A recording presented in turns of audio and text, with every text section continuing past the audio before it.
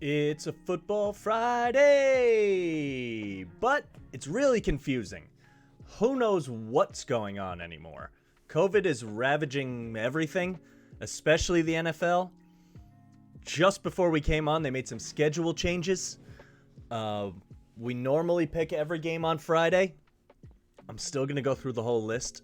We're going to try to make some leans for pools, and people got to make their picks for their pools. I get it. So do I. But it's hard to know who's going to be playing, if the game's going to be played, what day. Will it be over the weekend? Now we got 2 Tuesday games, it sounds like. Who knows about that? We're going to try to make sense of some of it. I'm going to try to make some picks. I have one that I definitely like. I have a bunch more that are TBD. The truth is, as we dive right in, and I want to talk about Thursday too, because that can take up a bigger chunk since we don't know a lot about these games. I'm not going to go crazy in depth on some of them where we know absolutely nothing. You can't pretend to. And also, disclaimer for anyone listening, if you're betting on a lot of these games, do so wisely or not at all. Lower your bet counts, lower your unit counts. This is a nonsensical week. The NFL is trying to put new protocols in. They've changed a couple of things. I'm no doctor, nor did I read the fine print. But as far as I understand it, they're trying to get people to get back on the field faster after positive tests if they're asymptomatic. Before, you needed to do 2 negative tests 24 hours apart. Now I believe it can just be 2 negative tests. So you can rip them quickly. And apparently, as long as you've gotten those negative tests by Saturday, you're able to play on Sunday. Now, who knows what happens now that games are being played on Tuesdays? I mean, I don't know if there's protocol for that. But before, if you tested positive, especially if you were unvaccinated, you were just done. And now it seems like they're making it more possible for the asymptomatic folks to be back on the field. It's all still very weird because Jalen Ramsey played and then tested positive immediately. And it's like, do you think he wasn't playing with positive COVID during the game? Of course he was. And then the Rams are one of those teams that are having it run through them. So I don't know if they're going to hold it against teams for that or they're just going to try to truck through. It's all very weird. They are also reinstituting mask policies for everyone. They're going back to a lot of the things they used last year. No team meals together, I think. No outside visitors into the facility. They're trying to lock it down a little more, which I don't know why they ever really got rid of that stuff. But now that the winter is hitting, and you're seeing it outside of sports too, but the NFL is really just trying to get through. I kept wondering whether they were going to cancel any games and then move everything back a week. They're not going to cancel everything, but they do have that week in between the AFC NFC Championship game and the Super Bowl, where in an emergency scenario, they could end up using that week. And you can't move the Super Bowl. I get that. And you don't really want to move anything. And they've shown that they will do their best not to. But if it comes down to it, push comes to shove, you can use that week to your advantage. Move the AFC NFC Championship back and open up a 19th week just so people can make up games. Doesn't seem like we're there right now. They're going to make everyone play. Because early in the year, they made everyone play. Last year, they made everyone play with whether they have a quarterback or not, or coaching staff or not. It sounds like they're trying to just truck through. So who knows what's going to happen. You got to stay on point. You got to stay up to date. If you're putting in any picks well before kickoff, just know that this is entirely risky, and I don't recommend it. I would wait for everything. I normally don't say that because sometimes you can take advantage of lines that are early in the week, but I don't think this is the time for that. This is the craziest week there will be, because by next week they will have a week of sample size with these new rules again, and hopefully everyone will at least be on the same page. Who knows if all these players will be back or not or what. And hopefully it doesn't leak into the playoffs too terribly. Hopefully these numbers don't get worse. Hopefully no one gets sick and hurt and potentially worse. But this is a weird week, and it is going to be. Maybe we can try to carve out something here, though, that is profitable and easy. And Obviously, this goes without saying, but if you can fade the teams that are ravaged by COVID, it's probably a good thing. So I want to start with Chiefs-Chargers, though, because that game was awesome. Incredibly awesome. So let's dive into the box score. I have a lot of notes. And here we are. I took a lot of notes on this game. I really sat down, watched it intently. There were a lot of back and forths. This is maybe my favorite game of the year. Two teams, same division, really needed it. And I got a buddy, Sal, who's a huge Chargers fan. And we were texting all throughout it. And it felt like at times they were going to run away and pull it out. And then it felt like, oh, this is not going well. And I'll go through my chronological notes. We did take the Chiefs at minus 150 on the money line and hit that. I did recommend Chiefs minus 3 as well for pools. That ended up hitting in overtime. That was dicey, though. And it didn't always look good. And there's a lot to take from this game. And the Chiefs now will, depending on what happens with the Patriots, and we'll talk about that game for sure, because that's one of the games that the line has not moved at all. There hasn't been a lot of COVID impact so far. But the Chiefs could vault right back into the number 1 slot. The Titans, too, could tie them. So we'll see. We'll see. And Bucks 10-3. They play the Saints, who have had some success against them. Cardinals dropped a game. They're 10-3. And all of a sudden, the Chiefs are like, oh, crap. Are they going to be the number 1 seed again? Who knows? We'll get there. But anyway, Thursday was good because we hit. And let's go back here to the box score first. Let's look at some surface level stuff, and then I'll get into the notes I have. Mahomes' numbers, incredible. They did very well against this Chargers defense, who lost a couple of players during the game. There was some scary injuries in this one. I don't want to overdo that. Seems like everyone's okay, I think. That was Parnham, right? I just want to make sure. I think there might be an H in there. Parham. There's no M. No N. Parham. Undergoing tests. That was 17 hours ago. Yeah, this is a good tweet. I don't know why they zoomed in on this either. It's kind of disgusting, and it's very, very terrifying. I don't like what they did there. They shouldn't show that. Alert in hospital after suffering concussion versus Chiefs. Likely to be released today, thank God. Terrifying. And there were a bunch of injuries. Derwin James got hurt. I'm skipping ahead now, but that was a huge factor in the end of the game because I couldn't guard Kelsey at the end. And yeah, James Palmer says it. No one touched Kelsey on that final play. He's a Hall of Fame player. I also think we just saw how different this defense is without Derwin James on the field. I couldn't agree more. He's basically reading from my notes. Just a hammy. It's questionable. He has a week and a half to get back. I'm sure he'll be fine. Anyway, Mahomes looked good. They didn't run the ball great. I wish they would have committed to that more. Chargers ran it awesome.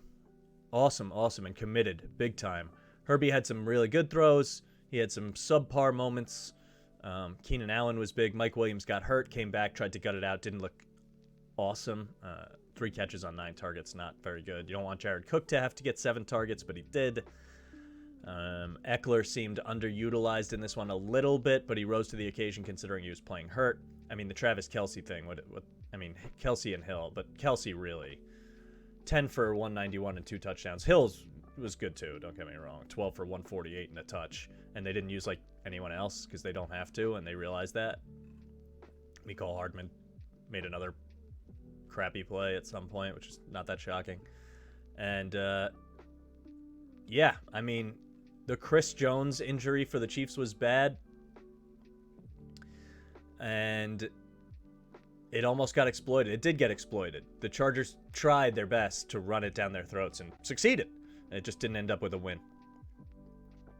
But the implications of both these teams is just so gigantic. The Chargers would have been in the driver's seat in the division if they win this one, and it goes to overtime. They were so close. Lose a coin toss, that might have lost them the game, you know. I've questioned the Chiefs all year long, and once again, I think I got blinded by the X's and O's, the hugs and kisses. I thought they would run down the Chargers' throat because the Chargers have a terrible run defense.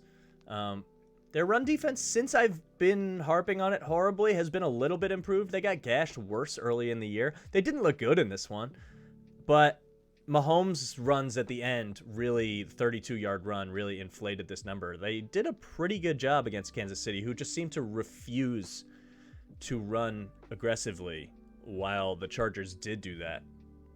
So I thought that was weird. But I was nervous in this one, having the Chiefs. I thought I got blinded. I thought the reason I really liked them was because I thought they would commit to the run and have a lot of success, and it would open up Mahomes and Kelsey and Hill down the field. And it ended up being the exact opposite, which is what they've gotten by on forever. So I don't know why I'm that surprised. Chiefs had a better first quarter. Chargers had a better second quarter. Chargers' aggressiveness bit them a little bit, even though I agree with going for it a million times. Although they should have run it more when they were going for it on fourth down early. And some of those times they did not. 4th and 5. 3rd and 5 they throw. 4th and 5 they throw. You got to run once there. Didn't love that. Then they go for it here again. 4th and 1. On the 1, they throw it. Don't love that. Having so much success running the ball. 4th and 2 on the 28. They throw it. Don't love that. They fumbled here.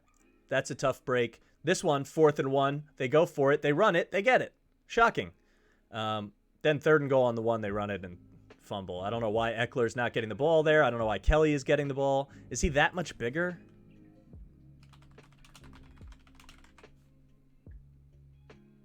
He's 5'11". Like, this isn't a... They don't have a bruising running back. So if you want to... I've questioned them for running it with Eckler on the goal line before, because he's small, but they are convinced he has a nose for the goal line, and their other backs aren't big bruisers either, so give your guy the ball. So that was weird, because Eckler was in right before that, so I don't think it was the injury that they didn't want him to run it, but whatever. So yeah, they just kept going for it, and eventually they realized to run it, and it would work. I can't pinpoint exactly where. I don't know if I wrote that in my notes, but there were some fourths late compared to early where they trusted the run a little more and it worked. If they would have done that earlier, it would have been better. I don't think they should have kicked field goals, because I don't think you can kick field goals against this Chiefs team and expect to win. And a lot of the scenarios where you're down in the red zone, if you're on the 1, you should go for it anyway, because you're pinning the team back. 4th down the 3rd quarter, you probably had to go for it, because at that point you're looking to go up 8, and does 4 matter that much? I don't really know. But that was here. No, that was after the interception. Where was it? 4th down in the 3rd quarter. So that's probably this one. Yep. And you're up 1 at this point. And if you kick a field goal, it's like, this is just a back and forth game. We're both getting down the field. We understand. You gotta really go for the jugular against this Chiefs team.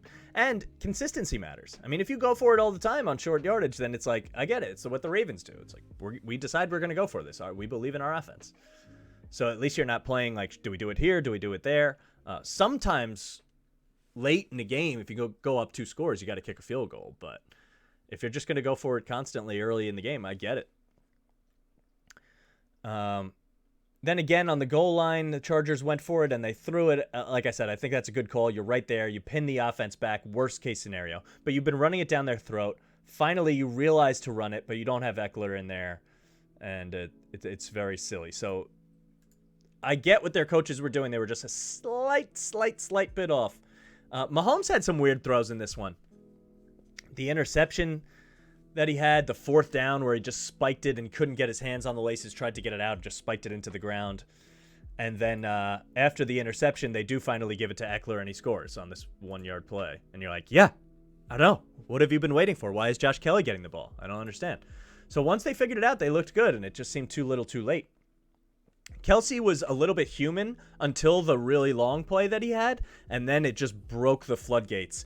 I think that coincided with Derwin James leaving the game and getting hurt, though, because he is the guy that they need in there to put a body on Kelsey and make a tackle. And once he's gone, it was like, oh, well, once Kelsey catches it, we can't even get him down. And he just started breaking these long plays.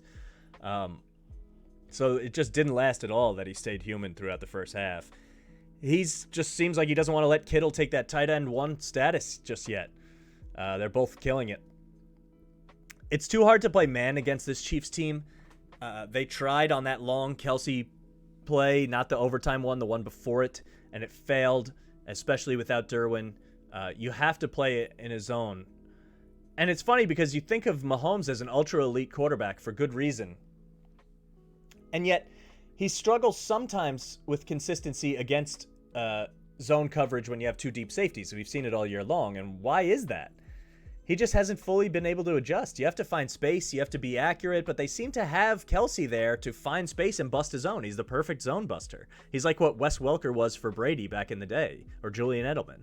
It's like, you know exactly where each other are going to be, and you can get those 5 to 10 yard plays all the time. And then if you're breaking tackles on top of it, shouldn't that be easy money for Kelsey? And it was in this game eventually, but they've struggled with it all year. And the Chargers inexplicably tried to go man a couple times and just bit them horribly. And the deep stuff sucks for Hill. And even he found a way to get 10 catches, I think 12. Including some long ones. So I just think you give Mahomes enough time to adjust to this, and you have Kelsey and you have Hill. It should be easy to bust zones, and you can't play man against them. And I wonder if they're just starving for another big body possession receiver aside from Kelsey on the other side. They just haven't figured out that wide receiver 2 thing. Josh Gordon isn't it. Mecole Hardman isn't it. They just don't have it. They're not going to find it this year. I would imagine they're going to address that next year, and it would make a big difference if they can get one, especially for red zone kind of stuff, because they just don't seem to want to run the ball. So it's hard to say what their problem is, if there is one. I mean, they win this game, or do they just rip zones apart come playoff time, and we're like, yeah, this is exactly what happens. There was an absurd catch by Palmer late in the 4th. He's really underrated. Let's see. Twitter Palmer catch.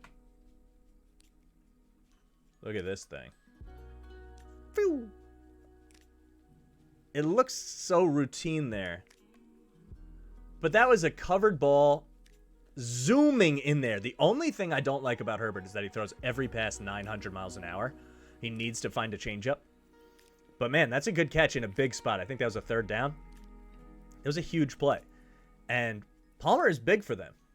He's that 3rd receiver, and they have Guyton. Like, you're getting a lot of these guys to become that thing that I just said the Chiefs need, that extra-bodied receiver, which Mike Williams already is.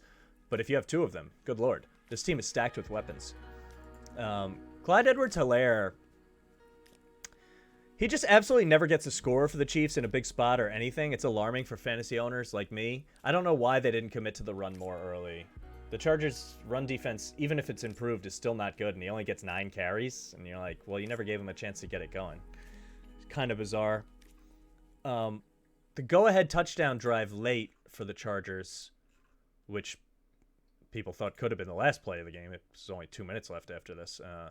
And it ends up with a touchdown. I thought they could have done a little better with clock management here. They could have just controlled the clock more, run the ball a few more times, and won it without giving the ball back. You don't want to poo-poo a touchdown. You want to take your touchdowns. But their running attack was exactly what I thought the Chiefs' running attack was in this game. And they were missing their left tackle and their right tackle. Their left tackle has been one of the best in football. And they didn't care. They just ran it down the Chiefs' throat knowing Chris Jones wasn't there. So I think the Chiefs could have done that same thing and just chose not to. They didn't commit like the Chargers did. Twice as many run attempts as the Chiefs had.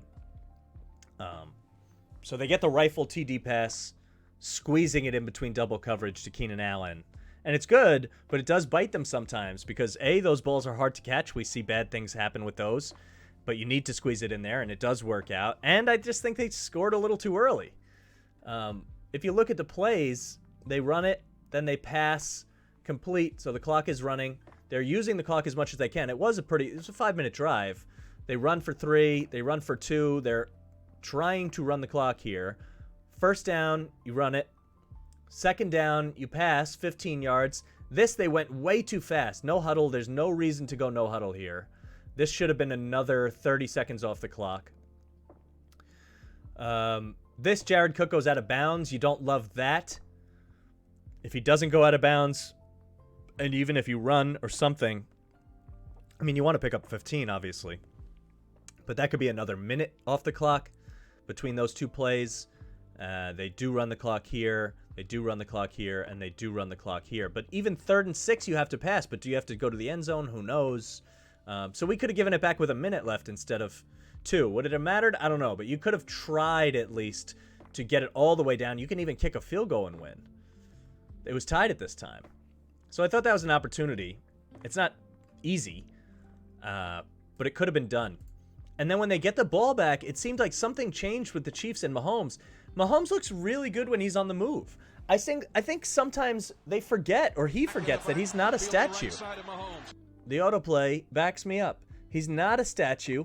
Broken plays benefit them very much because you get Kelce in space, you get Hill breaking downfield with speed. Mahomes has all the awkward throws and arm talent.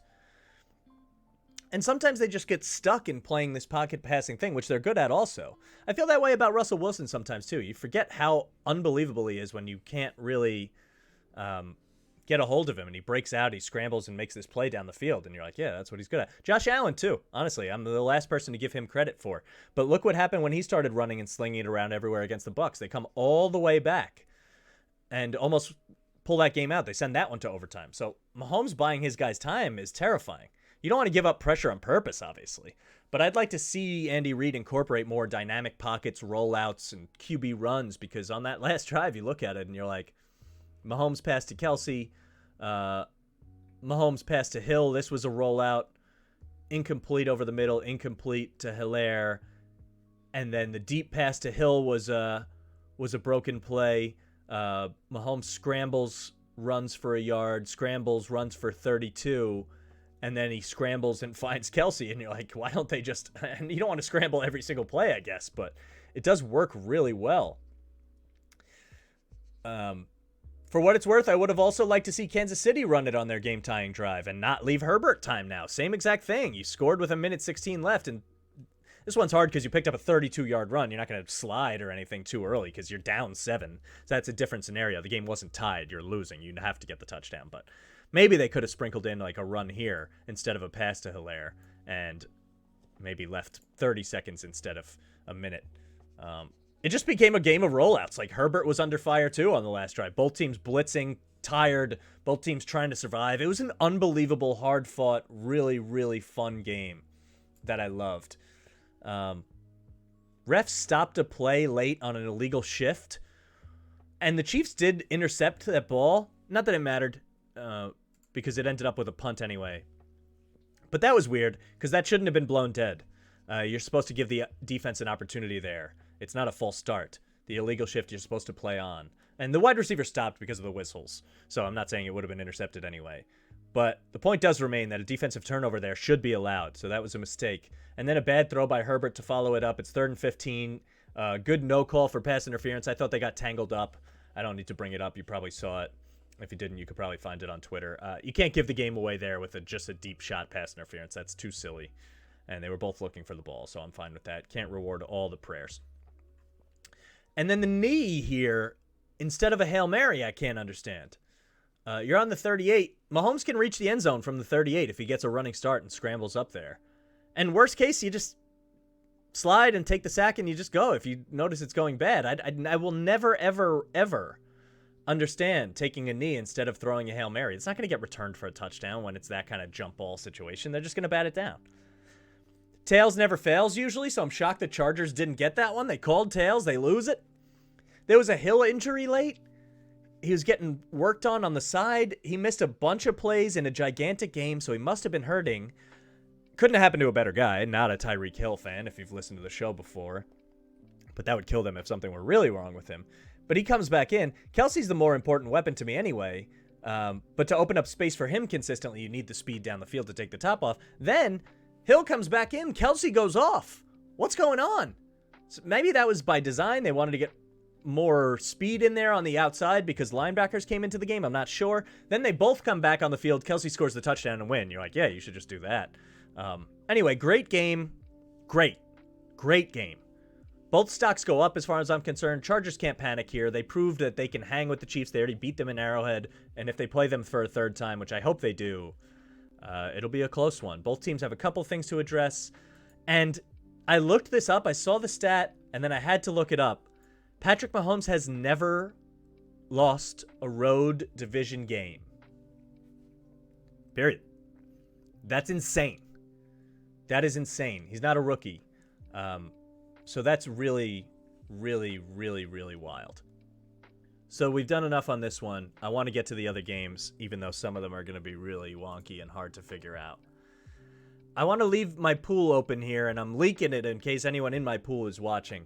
But we do pick every game, and the reason I'm leaving this open is because this is where the numbers always start, and we can easily see how they have changed if necessary.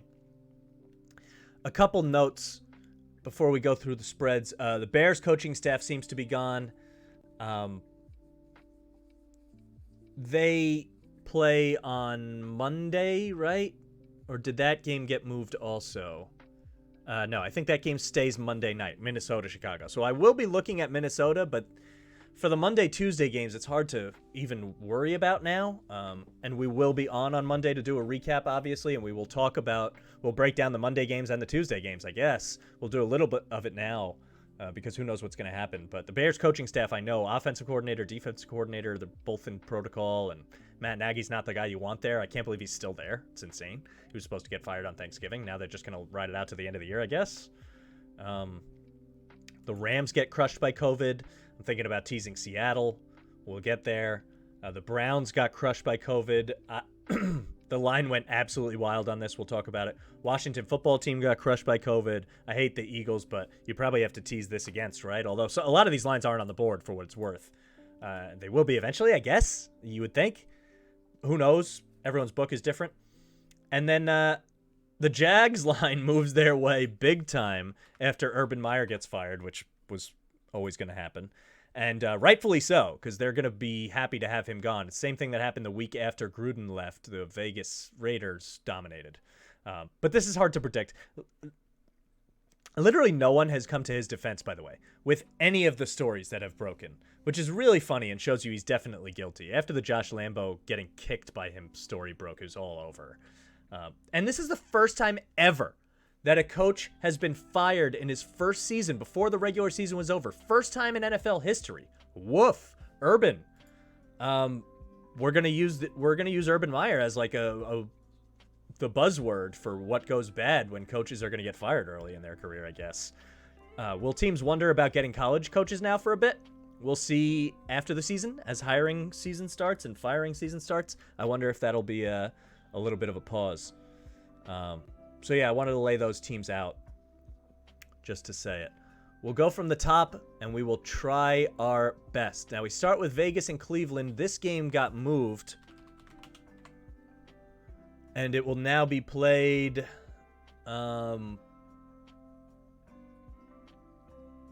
is this Monday? Yeah, so this is let's see. This one is a doubleheader on Monday, the early game Monday, and then the Bears will follow. But the Browns still have nobody in. Are they going to get anyone cleared one day? Is one day going to make the difference? Who knows? This is a game you can't take in any direction, right? But the reason I left the pool open is because it's funny to look at. Cleveland was -6. Now, Vegas is minus... I mean, every line is so wildly different. Look at these at all the books. -3.5 for Vegas. Some people have it as a pick'em. They must be delayed. -3.5. I'm seeing a lot of Vegas -3, but that's a 9-point swing. Even look here. This on Vegas Insider, it opened at -5, and even that's an 8-point swing. But they don't have any other players, so you don't know what to do with this. But is it 8 points worth? It could be. I don't know. Look, you don't touch this game with a 10-foot pole. You don't bet it. I won't put it in my picks. I'm almost tempted to just take Cleveland just because nothing makes any sense, and I feel like everyone will take Vegas just because Cleveland has no players, and then all of a sudden Cleveland wins, and you're like, what? So, I don't know. In my pool, I'm getting Vegas +6, in which case I have to take that. So there's no question. If in your pool it's different, and you're looking at a different line, and it's Vegas -3, boy, I mean, Vegas should beat the second-tier team of Cleveland, but who knows who's going to play on Monday. Just stay far away from this game. I don't know what you would really do. But part of me is tempted to just take Cleveland. Just zag. Just get +3 when it could have been -5, and I know you're not going to have a real team playing there. I don't even know who's playing quarterback for them. I mean, Kyle Lauletta signed. He might have to play. It's bad. Baker's calling out the league, saying they don't actually care about player safety, and he's right. I mean, they're just trying to get these games to be played. So, I don't know. If Kyle Lauletta is starting, I guess he can't really take the Browns. Has he played in the NFL? He has, right? I think he has. Giants, 2 games, 5 attempts. So no, not really. Wasn't he like a kind of early, 4th round pick? I mean, not really. People liked him coming out of Richmond. But yeah, I mean, you can't. What do you do? I guess you just take Derek Carr. You just take Vegas, and you just like, if the Browns win it, then whatever. Part of me is tempted to do that zag though, but you just can't. Don't try to get cute with this, I guess, is the moral of the story. Fade the teams that are ravaged and take the teams that actually can prepare and know what they're doing. So I guess you just take Vegas.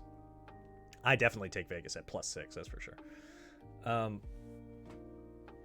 That was supposed to be Saturday, by the way, so that's why it gets moved to Monday. They actually by 2 days, so maybe Cleveland will get people back, and you have to, obviously, with all of these, take inventory of what is happening before the games actually go off. New England, Indy. Now, this one I can actually break down because this line has not moved. This has them opening as New England favorites, but that was never the case. And the pool shows it was 2.5. It has stayed rock solid at 2.5. This might have been 2 weeks ago or something. I don't know. But it's been at 2.5 and has not moved an inch. And we haven't had a lot of COVID news for these two teams. We can actually break this one down, which is rare. And I've loved New England all year. And you're going to see them come back in my picks in some kind of way. So stay tuned for the end of the show for that. This game is interesting because Indy, good run defense. We don't know if Damian Harris will play. He's nursing an injury. I think some people are down on Mac Jones for some reason because of the 3-pass thing. But they've been great passing the football. In fact, I heard a note on another podcast, the Ringer Gambling podcast, that the Patriots' passing offense is the most efficient in the NFL since October 1st. Plus, they get extra time to prepare for this one, right? So, this game was played on when? December 6th. So you're getting Belichick with an extra week. I know teams have scuffled off of the bye, but Belichick is a different story. You're getting him extra preparation for Carson Wentz.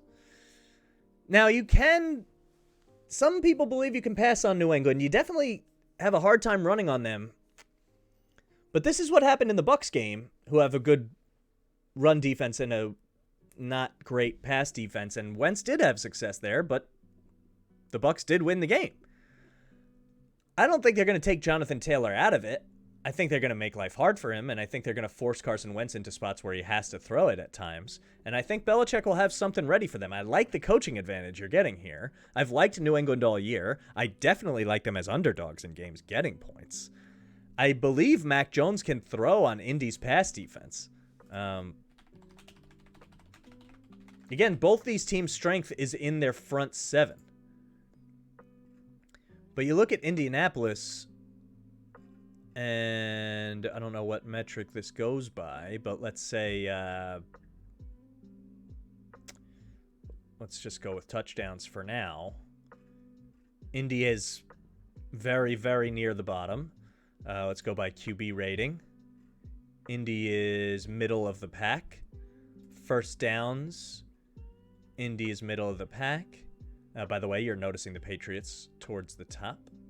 20-yard passes, Indy's been all right. 40-yard passes, they're middle of the pack. Completion percentage, middle at best.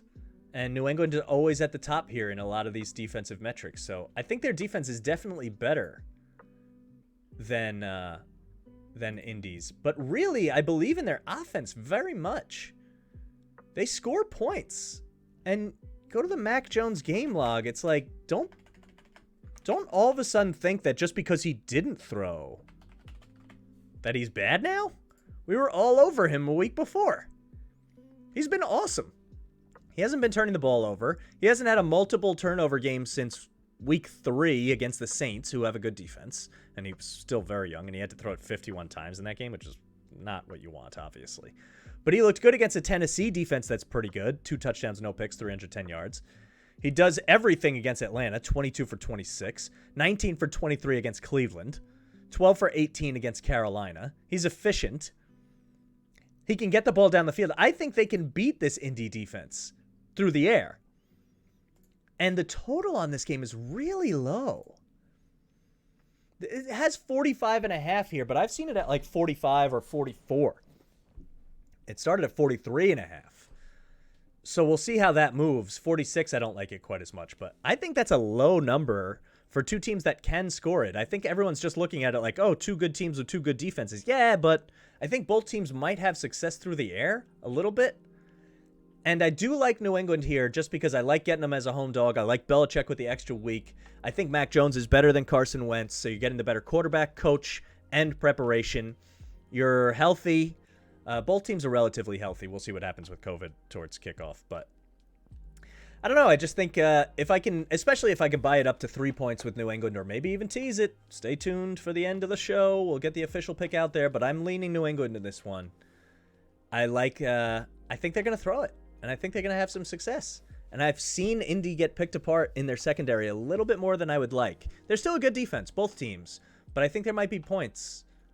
And Jonathan Taylor could rip a huge touchdown anyway. So if you like the over, I get that.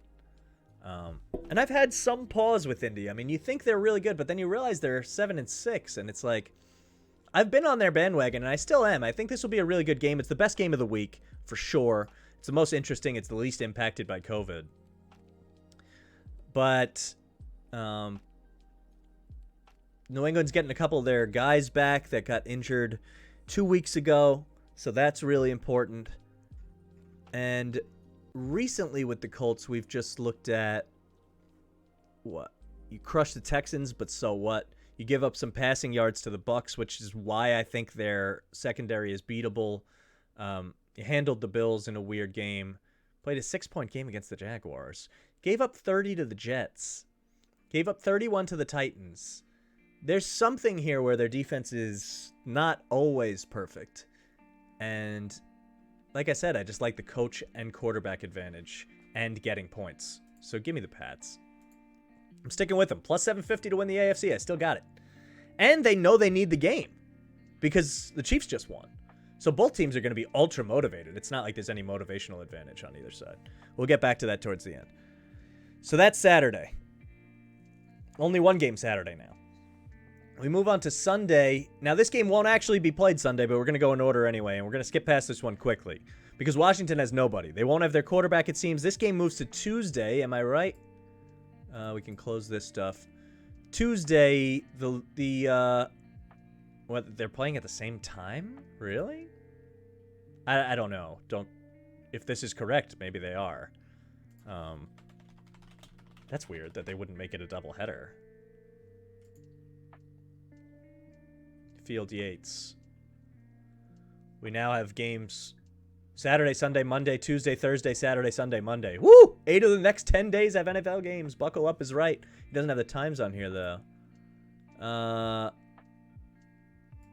And Rams Seahawks also moved to Tuesday because the Rams are destroyed. We'll kick off at 7 Eastern. Yeah. TV plan's not announced, so I guess they are playing at the same time. Not that it matters, it's just interesting. You can't take Washington here. Same reason you can't take Cleveland. You just can't. I will be looking to tease the Eagles if I can. It's not available on any book that I've seen. This has them at all over the map. I mean, it started at 2.5. Now it's 10, then 12.5. Some people have 8. Some people have 7.5, 9.5. Who knows? See what you get it at. We're going to have to wait till Tuesday to deal with this. So I will see you on Monday before then. Tune back in, obviously. MikeTheMush on both Twitch and YouTube. But, you got to take Philly anywhere you can get them. I mean, in my pool, I'm getting them at 4.5. And you just take them at any number, and then you just roll the dice because Washington has nobody. Heineke doesn't look like he's going to play. Who knows if they get people back by Tuesday? I think that's the goal, to try to make everyone a little more healthy, but I'm not going to bother to break this one down. I haven't liked Philly all year. If you've been watching the show, you know that I've faded them as much as I possibly can, but I like them more than a team that's not a team. So just take Philly. Carolina, Buffalo, another one. I mean, do I even need to do this? This is a huge spread, but you can't take Carolina. They don't have McCaffrey. They have Cam Newton and PJ Walker, none of which are good options. They should bench Cam. If they play PJ Walker the whole game, I am a little nervous that they'll cover this, but Buffalo should just shred them. And at this point in the year, you just cross teams off your list. You don't have to do too much to think about it. This is why when you listen to other podcasts and other shows, they don't cover all the games. They just pick the games that are interesting, because some of them are just like, what are you going to do? Are you going to take Carolina? You're not going to. So for a pool purpose, I'm not comfortable laying 12 with Buffalo necessarily when I don't know whose quarterback Carolina is going to be. They're not going to be on my actual picks list because, I don't like Josh Allen. I haven't messed with Buffalo too much this year unless I'm fading them as favorites. But I'm not going to do that here. They're home. Carolina's in turmoil. Who knows if their coach survives. And I'm just going to take Buffalo in the pool and just move right along. The Jets in Miami, I mean, if the Jets aren't on your don't take this team list, I don't know what to tell you. Last time these two teams played, the Jets decided to play Joe Flacco because they were scared of what would happen to Wilson and Mike White against the Blitz of Miami. Now they go to Miami, and Wilson will play. He's looked awful. I'm scared of what's going to happen to him against the Blitz. I worry that they might not score in this game. Their offense has dropped like flies. They're missing a lot of people, not necessarily due to COVID, due to actual injury. Miami seems to be getting healthier and better. Tua gets better every week.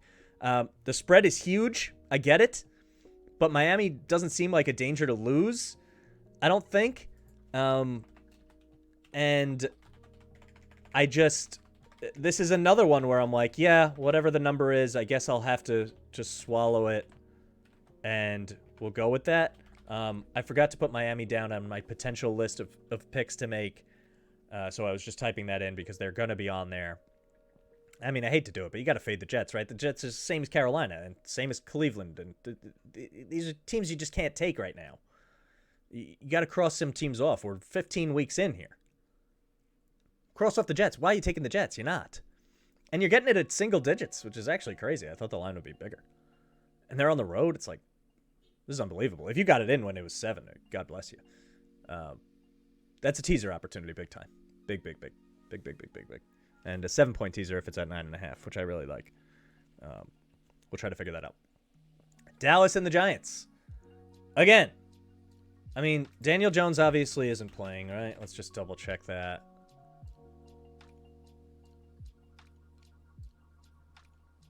Yeah. Not playing. They might bench Mike Glennon for Jake Fromm. I don't know if that matters. Giants signed Jalen Smith to their practice squad. He can't stay on the field. He's done. Let's look at this tweet, see what it says. Lineman doubtful, bunch of players questionable. Dallas is more healthy. We see what their defense can do. I won't be throwing this in my picks, and I probably won't be teasing it. I won't be throwing it in our parlays, and I'll tell you why. Or maybe a money line parlay if we get to that. I don't know. They should win the game. But every week, Dallas seems to be doing some things. Dak hasn't been playing that well. Giants secondary is actually a little frisky sometimes. I'm tempted to take the Giants. I can't do it because of the quarterback thing. I might even have them down here. Yeah, I have them in my pool at plus 10.5. I'm thinking about it. I'm thinking about it. I'm hesitant with Dallas going on the road laying 10.5. Because they just, every week, it's like, even against Washington, you're like, yeah, they're crushing. Then they win by like 5. And you're like, what? Why? Their defense is great. Their offense has all the skill players. They should be all right. Their running backs are banged up. I get that. I don't know if there's a gut feeling or whatever. Divisional game giving 10.5. Man, I don't know. There's something stopping me from taking Dallas. So, buyer beware. I think I might go with the Giants plus 10.5. I know how insane that is. I actually feel better if Fromm is in there than Glennon because they'll actually be fired up and Glennon just shows nothing week after week. So we'll see. And I'll wait for before kickoff to really change that. And, stay tuned to @MikeTheMush Sports for all the updates as this weekend rolls along because we're going to need to do more work on this as we find out more about these games. But 10.5 seems pretty steep for a team that tries to blow games constantly. I mean, I know I spelled it wrong, but Google's got my back. How many times would they have covered 10.5 this year? No. Once against the Falcons, they won 43-3. So, yeah. They lose this, so no. No. They beat the Giants 44-20. We can look back at that game to see how the other one went. No against the Panthers. Yes against the Eagles, but that was forever ago. So what, 3 times? 3 times they would have done it. And on the road, 0. They haven't won by 11 on the road this season. And it's a divisional game. And Mike Glennon did play in this one. I was at this game in Dallas. And to be honest with you, everyone got hurt in this Giants game. They were prepared to have Jones, Barkley, Tony played unbelievable. He even got hurt in this one. And then you also had Golladay get hurt in this one. Like I said, Barkley got hurt. They had massive injuries during the game. And even with that, and Mike Glennon throwing 2 picks after he came in, there still were a couple of moments where you're like, are the Giants going to come back and cover this or something? I know they lose by 24, but it didn't quite look that bad considering they lost everyone mid-game in Dallas. And I didn't come out of that game going like, oh, Dallas, crazy, crushed them. I came out of it going like, man, tough break for the Giants. So I don't know how much you have to include this. I just am not comfortable taking Dallas as an 11-point road favorite. That's all. I'd love to see Jake Fromm win this game. It'd be really funny. So I'm thinking about talking myself into Giants plus 10.5, but I definitely wouldn't bet it. I won't put it in my picks. I think Dallas should win, but I think it could be a single-digit win for no reason when they're up by 20 and then they just blow it late because they're not trying or whatever. Let's talk about Green Bay, Baltimore, because this is one I really do like very much. And it's on my list of teasers, but it's not on the board right now because Lamar might play. He might not. Let's see what Google has to say. Chance of playing. I mean, we're not going to know. I think Huntley's going to play here. And Huntley looks pretty good, but this Green Bay defense is pretty good. They've shown some weaknesses lately, but most of it's been weird, like against the Bears with kick returns and bizarre stuff. More than that, the Green Bay offense should just torch Baltimore. Torch. They got by last week without Marlon Humphrey, but they weren't playing Devontae Adams. They will be this week, and he's going to shred them badly. Rodgers has looked good despite the toe. I just think they score a lot. I have been telling you on every show for the last week and a half, 2 weeks, that I'm ready to fade Baltimore. I think they are what the Titans were 6 weeks ago, just ready to crater because of all the injuries. It's not their fault. They're just so banged up all across the field on both sides. And this is an easy tease spot for me, or Green Bay money line spot, and I like Green Bay -7 also. So take that. Take it to the bank. Green Bay prints money. They just take care of business like always. I'd be shocked if that one loses. I really, really like that. And it will be in my picks. I just don't know exactly what to do with it. It's going to be a weird end of the stream because some of the picks just aren't there yet because they're not on the board. But I'll give you what I'm thinking about at the very least.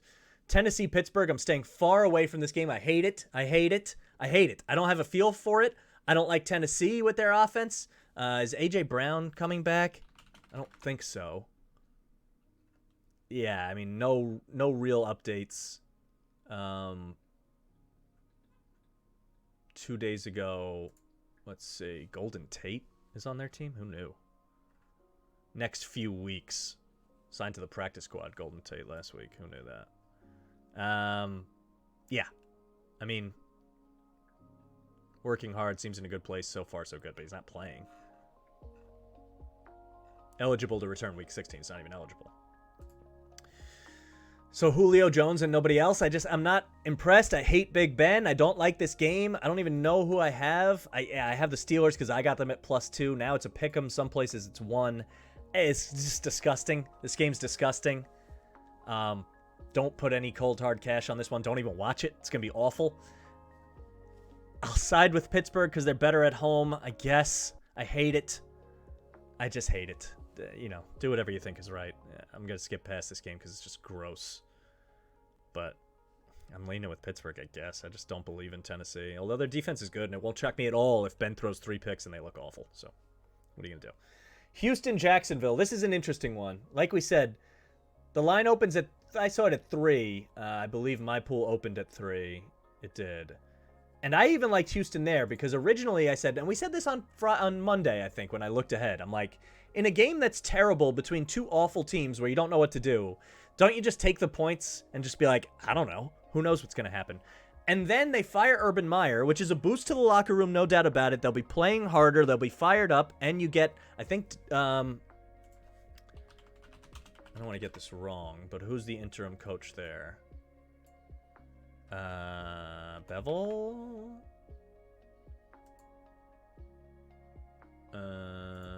Let's see what the Athletics says. Just want to double check.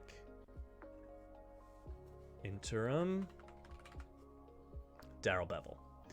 And people like him as an offensive coordinator. I think he might unleash Lawrence a little bit, but none of that is the point. I've been against Jacksonville and Houston. You don't bet this game, obviously, but we're talking about the pool. Well, maybe, I don't know, whatever. In pools, I'm taking the points. It's gone up? What, are you kidding me? This is scary to take Houston. It's also scary to take Jacksonville, and I'm not taking the Jaguars laying 5. I don't think they have home field advantage, really. I don't think they have many advantages. I think Davis Mills has looked sneaky. Okay, we talked about it on Monday. He looked pretty good against Seattle at times. No reason he can't pass against Jacksonville. This game's awful, obviously. It's a terrible game. But if I can get 5, I'll take 5. And if I could tease that up and take 11 in a game that's awful that Houston definitely could win, I don't know. I don't think it's that wild. It could be on my card. I don't think it will be, but I'm that close to it that I'm that confident in taking Houston plus 5 because I think they're worth teasing. So definitely don't tease Jacksonville down. Don't you dare do that. Anyone who does that is a psychopath. Maybe they win this game by 40. I don't know. It's an awful game. But if you give me 2 of the worst teams in the league and tell me I'm getting 5 with one of them, I'm taking the 5. Arizona, Detroit. This spread is gigantic. It should be gigantic. I'm not going to bother to break down Detroit too much. Arizona's hurting, though. Hopkins is out. Connor looks like he's iffy. Edmonds, we don't know. This is another check back before game time game. But I will say, every single time we doubt the Cardinals, especially on the road, they find a way to dominate. And I'm nervous about going against them. I mean, Kyler's still playing. The Lions look decimated and not interested. Hawkinson's out for the season now. Swift's not going to come back. What do they have? They have nothing. Amon-Ra St. Brown? Okay. And you look at the road games for the Cardinals, they would have covered 13 here. They would have covered, they only win by 12 against the Jaguars, actually, so tough break. They would have covered 13 against the Rams. They would have covered 13 against the Browns. They would have covered 13 against the Niners. They win by 10 against the Seahawks, but it would have been close. They win by 11 against the Bears, it would have been close. It's not like this spread is wild. It probably would be around 19 if they were home against the Lions. If you think that Hopkins makes that much of a difference and you're willing to fade it for that reason, fine. But I don't feel comfortable taking the Lions and then the Cardinals score on the opening drive. You're down 7 and you go, what the hell am I doing? Now I have Lions. Now the spread is 6 because they already scored. And you know that's going to happen at some point. Cardinals are going to take a lead. And I don't think the Lions are going to backdoor it. I don't have any faith in them to score touchdowns. And if it's a big game late, this is why the big spreads cover more often, in my opinion.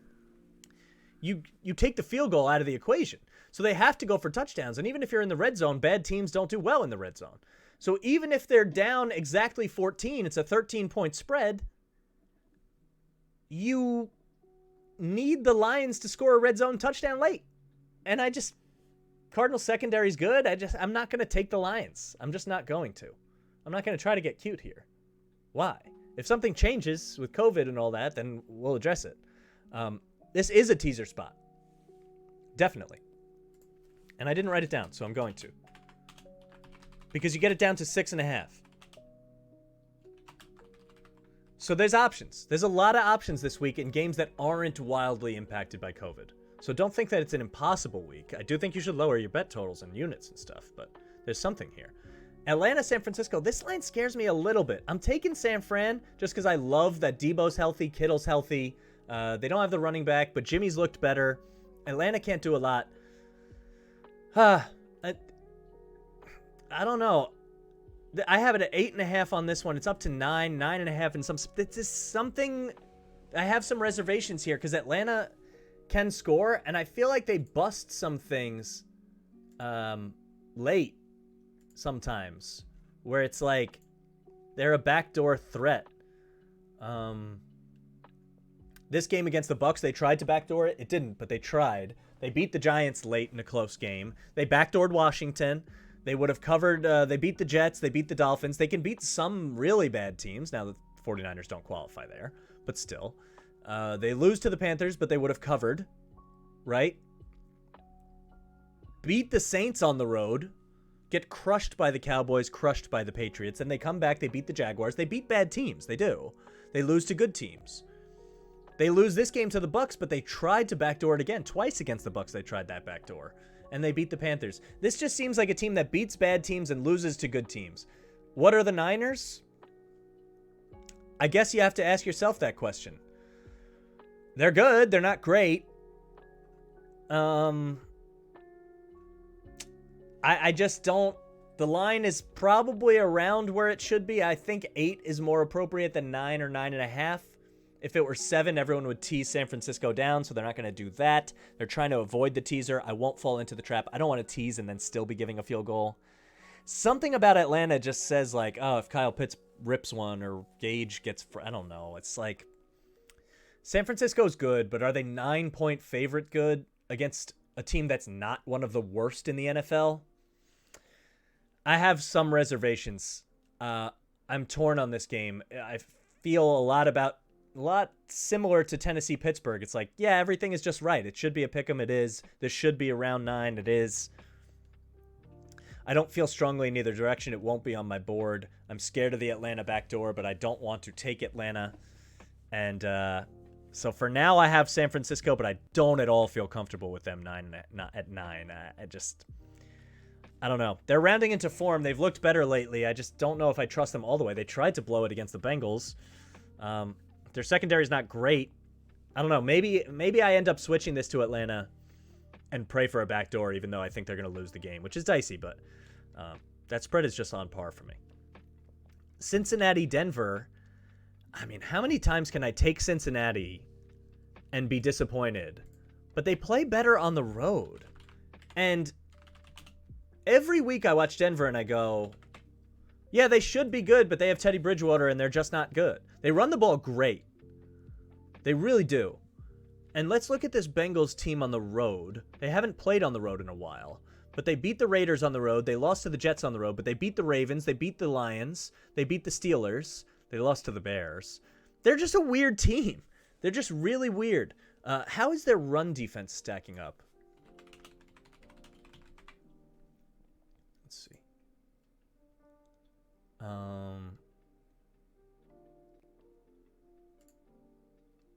Pretty good. 4.1 yards per carry. Top 10 in the league. Touchdown-wise, they're fine. Total rush yards, they're in great shape. 20-yard runs, middle of the pack, but towards the top. They've given up a couple of huge plays, which is maybe an anomaly. Only 2, actually.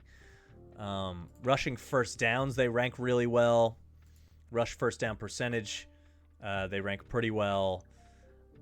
Their run D isn't bad, and that's what you need against this Broncos team. The thing with the Broncos is, like, I don't trust them to score in the red zone. I don't trust them to move the ball through the air. And I think the Bengals can score, so at some point, don't they need a touchdown? Doesn't Denver need to throw it? They have all the weapons they want. They have good receivers, tight ends.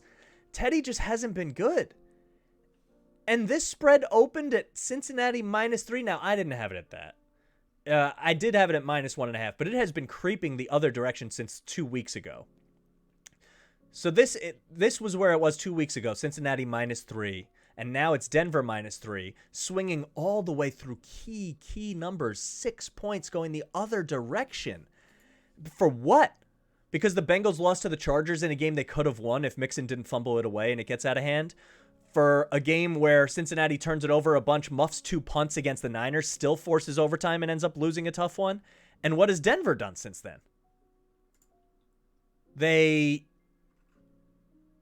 get crushed by the Chiefs only score 9 points, can't get the offense going, and then they beat up the Lions, who are terrible. Big freaking deal. So I kind of like the Bengals at the +3 number, and yet in my pool I have -1.5, and I took Denver because I think that's pretty appropriate. So it's on that knife's edge, but I do kind of like teasing the Bengals up, which I've done a bunch of times, and it has actually worked out even when they lose for me, including last week against the Niners. So I've been on the Bengals. I'm staying on the Bengals. I don't know why.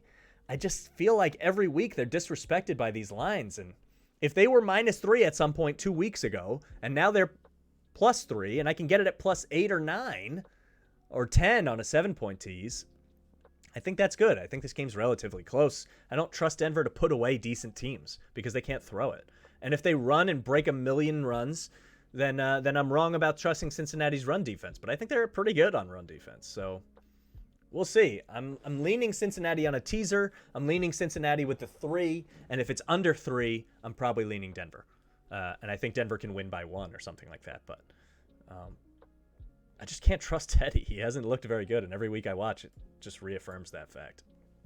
So we move on to New Orleans, Tampa. Now this is an interesting one because Taysom Hill stinks really bad, and they don't ever bring in Simeon anymore, it seems. So they're committed to this Hill thing. Who knows why? Because they're going to have to pay him more if they use him as a quarterback more often. I think that kicks in next year, but still, I guess they're getting the look at him now, so they don't have to do it next year.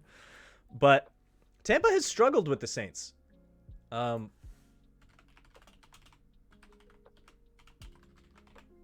Let's see if I can get split stats on Brady. Splits, career. Now, I know this is nonsense because it's been so long. But win-loss. He's 4-4 against the Saints in his career. With a 17-10 touchdown to interception ratio. I mean, for Tom Brady, that ain't it. And when you look at, let's see, Bucks, ESPN, they've struggled with them. They got swept by them last year, maybe? Or they lose to the Saints this year. And then you go back to last season's schedule, and they lose to the Saints. They lose to the Saints. They did beat them in the playoffs, but, you know, that is what it is. So Brady, since he's been in Tampa, has just struggled with Sean Payton for whatever reason. I don't know why. But the flip side of that is Taysom Hill wasn't starting, and I think he's really bad. So I'm torn on this one because it's a huge spread, and I know that I struggle with this this Buccaneers secondary. I just know that they have issues, and I don't trust the Saints to really move the ball very much, and it's a good matchup because you got to shut down Kamara. You have a good run defense. I get all that. It's just something about this. Maybe Brady wants to just ruin the Saints this week because of everything that has happened in the past, and he's just gunning for them. And Tampa's really good at home, and I'm having a hard time not taking them. But I think I'm just going to go with history here for some reason. I never know why it is. Every time I'm like, yeah, Tampa should kill them, and then they just don't. They just don't. And if Kamara has a good game and it opens up some stuff down the field, I don't see who New Orleans is going to throw to and what quarterback they have to do it. But all you got to do is cover 10, 11 and a half in some spots. So I am tempted. That's a Sunday night game. As of now, I have the Saints with the points. I think their defense is still a little frisky. I think this could be a lower scoring game than you anticipate. Maybe Brady just comes out and shreds their secondary. It's entirely possible. Maybe New Orleans comes out and shreds Tampa's right back. And everyone goes, oh, Taysom Hill's a quarterback. Like, no, Carson Wentz even shredded this secondary deep, even though I like Carson Wentz a little more than most people. But still, I'm hesitating to take Tampa as huge favorites against a lot of teams these days because of how bad their secondary is. I've said it all year long. And with the struggles they have against the Saints, I think I'm just going to go with the Saints. I don't know if that sounds nonsensical to people. We'll find out. It won't be in my picks, I assure you. Monday, Chicago, we talked about not having a coaching staff. COVID is hurting them really, really badly. And I think Minnesota just goes in and rolls them, and Chicago's season is over. They look done. Their coach is just waiting to be fired. He's been waiting since the holidays. Good for him. He gets a paycheck through the holidays. But I won't be taking that. But we have Monday to talk about that, and then we have Tuesday games, which we'll talk about next week. And we got a lot. We got a lot to keep our eyes on. Like I said, follow at MikeMush Sports on Twitter, because I'll be talking about my updates to the games, through the games, Saturday, Sunday. Monday we'll be back on the show, but you'll still catch some more Twitter stuff live during the games. Tuesday we have games. Then Wednesday we'll be back on the show to recap the Tuesday and Monday games. It's a lot of stuff. We're going to try to make it all work. As of now, the schedule is Monday, Wednesday, Friday, by the way. So let's get to the picks. Like I said, be careful. These COVID games are weird. Just have fun with it. You can put in some stuff, do your pools, do your fantasy stuff. We didn't talk a lot about fantasy, and my advice would be, I can't go through every player because of all this COVID stuff, but don't get carried away in the fantasy playoffs trying to get a replacement player just because a high target volume guy is out with COVID. Start the people that you're confident in, that have high floors. The high ceiling, low floor guy is not who you want to start in the playoffs anyway, I don't think. If you hit it, good for you. But don't go crazy with COVID replacements. Don't think Tyler Huntley is the guy to start. And even the Hollywood Browns of the world I'm scared of because of having Huntley. It's like, just try. I know it's not sexy to play it safe, but in this week, you gotta avoid zeros. And I think that's really important. So even in daily stuff, like you can mix in one replacement in your lineup, maybe. But don't get carried away thinking they're all going to dominate. And as always, like I said, follow at MikeMush Sports. I'm talking about it throughout the weekend, throughout the week. And you'll get updates on there. Pick changes, pick updates, more picks, less picks, whatever. These ones I still do believe in. And I'm going to try to figure it out right now with you guys. There's one that I absolutely like. It's a same game tease. We talked about how much I'm into the Patriots and how much I'm into the over in that game because I think the line is low. So I find it a good opportunity to tease the Patriots up to 8.5, 6-point teaser, get it at -110, straightforward. Patriots plus 8.5 and over 39.5. It's not that hard to get to 40 in an NFL game between two very competent teams. So I like that teaser. Then some more potentials we'll have to look at before kickoffs happen. I have not locked these in. I will not lock these in until right before kickoff because who knows what's going to happen with these players and these COVID tests and all that kind of stuff, coaching staffs, etc. But I do like teasing the Packers down against the Ravens. I think they dominate that. That will absolutely be in there. Texans tease against the Jaguars. Maybe that's getting a little too wild. I probably won't do that, but it's something to think about. Bengals tease against the Broncos. I definitely like that. I can see the Packers-Bengals tease being something. Dolphins tease against the Jets. I like that. And then the Cardinals tease against the Lions. There are 5 there. And probably remove the Texans. I mean, I know that's so insane. And it just doesn't seem necessary. So again, I'll probably get rid of that one.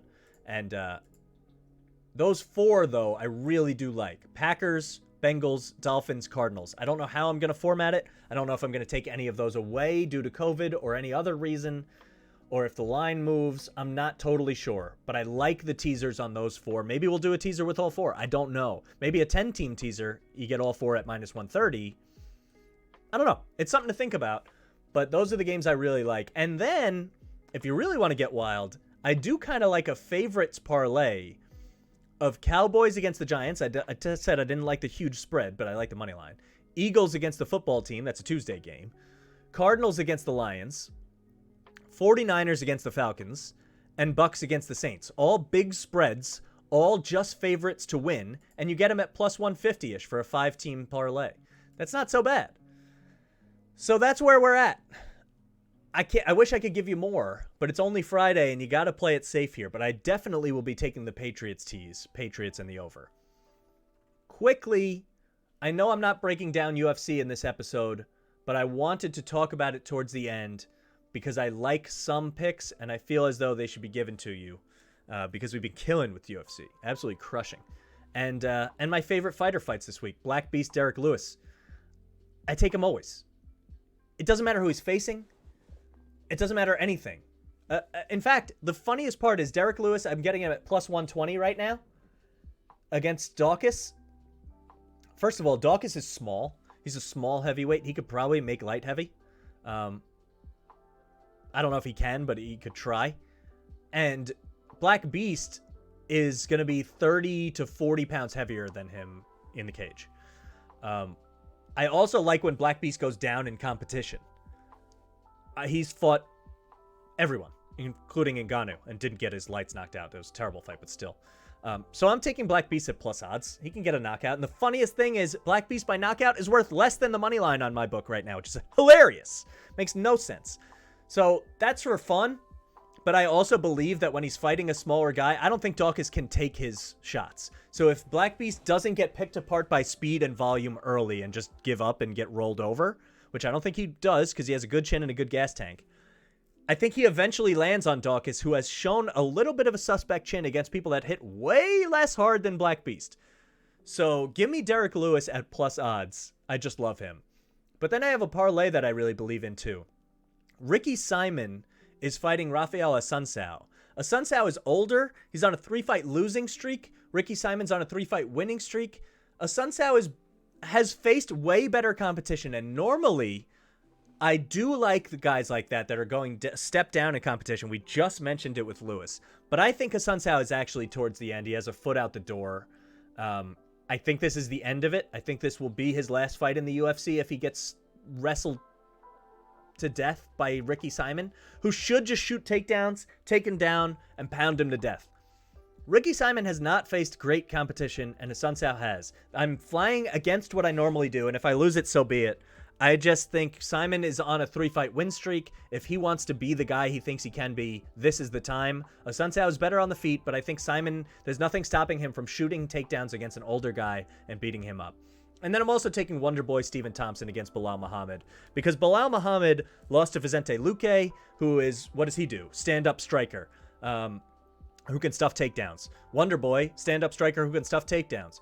Bilal Muhammad has shown he can get hit, he can be hurt by that type of fighter, and Wonder Boy should be able to thrive. Stylistically, I think this is just a really good fight for him. So you parlay Simon and Wonder Boy, and you get plus 100, which is pretty good. I like that. So positive odds on both UFC picks. If you want something late for Friday, you're tuning in now, you're catching this before the Friday NBA slate tips off. I'm going with Jazz moneyline against the Spurs. I love the Jazz. They're just streaking. They're home. They're great at home. They're a great regular season team. And Gobert shuts down Podol, which is a big thing for the Spurs, who they need to play well. And then I'm taking the Grizzlies at the Kings. COVID has destroyed the Kings. De'Aaron Fox won't play. Grizzlies have looked pretty good since Ja Morant went out. I won't make the mistake of going against them again. I did it once, it worked, but I did not feel good. And that's minus 160, but I like that parlay, 2 teams. So those are all the picks. Tune back into the Twitter, I'm telling you, at MikeTheMush Sports, on Instagram too, and we'll see if we can get some updates as we get closer to these games happening. But I laid a lot on you. See what you can do. Stay safe. Please, COVID's getting wild out there, and we'll see what happens with all these games, whether they get moved or canceled or what. But in any case, we will be back Monday. Our schedule is a little weird. It's holiday time, and in the new year, we might change the schedule entirely. But for now, I'm planning on being back on Monday and Wednesday and Friday of next week. We'll talk football. We'll talk everything else. And give me a follow, like, subscribe, all the good stuff. Tell your friends, tell your mom. Tell your coworkers. Talk about it at the water cooler. Waller cooler? Darren Waller cooler. That's what I'll leave you with. Peace out. I will see you Monday.